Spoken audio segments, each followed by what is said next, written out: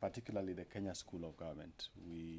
Since I came into office, I can't remember the number of times I've been to this institution. On literally every other government program that is very critical in ensuring that not just as a State Department and as a ministry, but also as a government, that we are able to have engagements, we are able to have conversations, and the KSG has been at hand, not just to provide the facility, but also to lead in those conversations, just like we are doing today. Now, the other week we were here with a number of trainers, taking them through this reorientation program. And working together with the team that has helped put this together.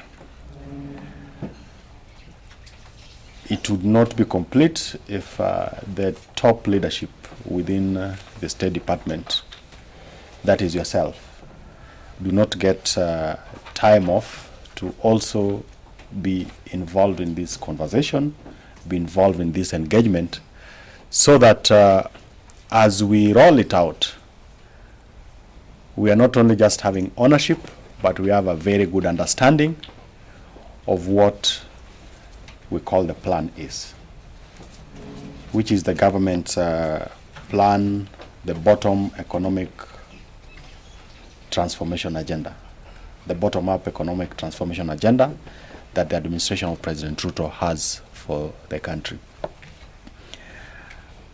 Ordinarily, I would have wished that this conversation happened much earlier. But again, a lot has been going on. There have been quite a number of adjustments.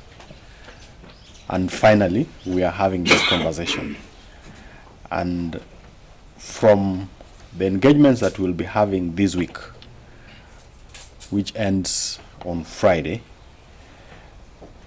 I want to trust and believe that we will be thoroughly empowered and thoroughly engaged to ensure that we properly and fully implement the better agenda. So, ladies and gentlemen, we gather here today to continue a journey that started a while back in transforming the national government administration. This is a path that we have purposely chosen to undertake, knowing that the dividends to be obtained will greatly transform public service delivery. The government is focused towards ensuring a visible change in GAOs, and as such, it is imperative that we empower our officers with the tools and insights they need to excel in their roles. This is the purpose of this reorientation program, and its objectives are to capacitate our officers to offer effective, efficient, and responsive services. We have to ensure that every interaction with Mwananchi is marked by timeliness, credible information, and a genuine understanding to the needs and concerns of the respective individuals. The motivation for this program is also grounded on the fact that the government has been reorganized and there are renewed ways of doing things. First, the government is progressively accelerating the implementation of visionary blueprint on socioeconomic empowerment and inclusive prosperity under the bottom-up economic transformation agenda. A better understanding of the plan and its impact is thus a definite requirement amongst yourselves.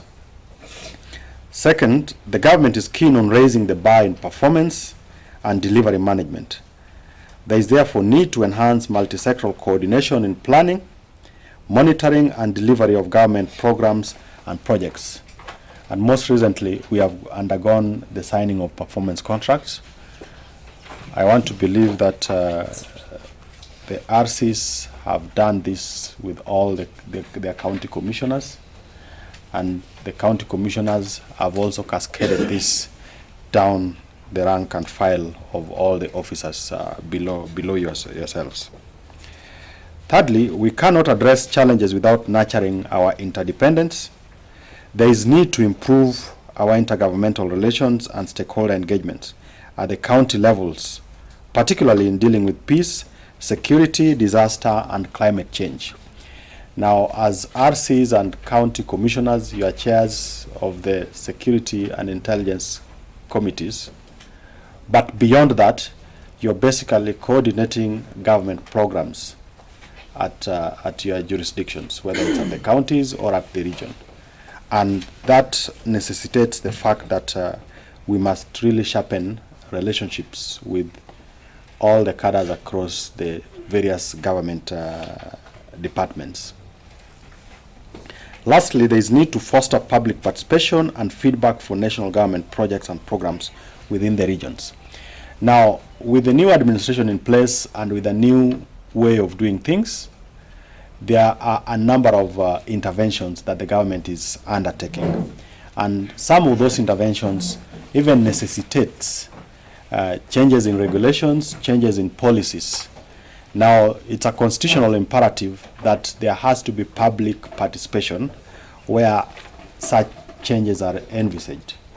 And it is within our primary responsibility as the administrators to ensure that that public or those public participation actually take place.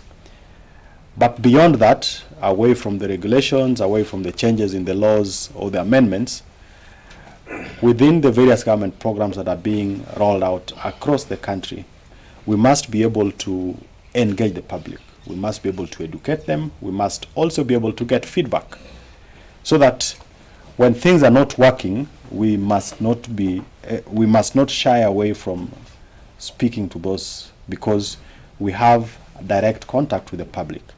So we must be able to pick up what are some of the sentiments that the public have on the various government programs and projects that are being rolled out, so that with that participation or with that feedback, we are able to improve, we are able to refine, and where necessary, we can also be able to change course. The reorientation program thus encompasses an array of transformative units designed to forge an environment where every single mwananchi feels part of our collective prosperity. And the President has been very clear that his responsibility is to serve every Kenyan in every part of the country. And therefore, all these programs must be able to be felt within the length and breadth of the Republic. Ladies and gentlemen, we have an accountability and an obligation to the people. It must also not be lost to us that it is the public that funds public service, and therefore a justifiable expectation on quality and timely service as well as information. Accordingly, the lessons learned and experiences shared in the training over the next 3 days should be cascaded to all Ngao cadres for purposes of creating synergy, unity of purpose, and to enhance service delivery to the citizenry. We must reciprocate the trust bestowed upon you by ensuring total compliance with our legal and regulatory framework on governance, financial management, and reporting. In addition, the program seeks to cement the position of national government administration officers as the driving force behind national strategic interventions. And I think in every fora that I've been with you, I've belabored to reaffirm the position of national government administration officers in the discharge of government responsibilities. And it's a position that we must, at every point, reaffirm, particularly below the counties. We don't have major issues at the counties. We don't have major issues at the regions. But when you go to the sub-counties, when you go to the divisions, when you go to the locations, and when you go to the sub-locations, there is an issue.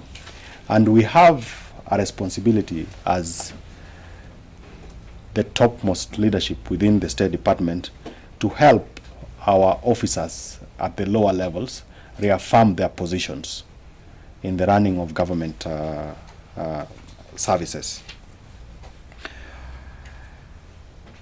Something else that we have also had conversation around, and the other day we were with the head of public service and chief of staff, is the issue of corruption. And we had engagements and presentations, including from the EACC, based on what they pick and based on some of the issues that we need to focus on. And part of that includes dereliction of duties and maladministration. Now, we must be able to demonstrate good leadership, strategy, and more so sacrifice. And I remember when we had an engagement with His Excellency the President, with the 8 regional commissioners. One of the things, and I think he spoke to 6 key issues and 6 key focus areas. And one of the things of those 6 was issues to do with corruption. And it was very clear that it is a no-no, and he doesn't expect the top leadership which represents him in the countryside, in the regions, and that is the leadership that is headed by the regional commissioners, to be party to it. And he went at length to explain that the citizens have entrusted us with the responsibility to serve them. They have accepted to pay tax, and particularly the Kenya School of Government. Since I came into office, I can't remember the number of times I've been to this institution. On literally every other government program that is very critical in ensuring that not just as a state department and as a ministry, but also as a government, that we are able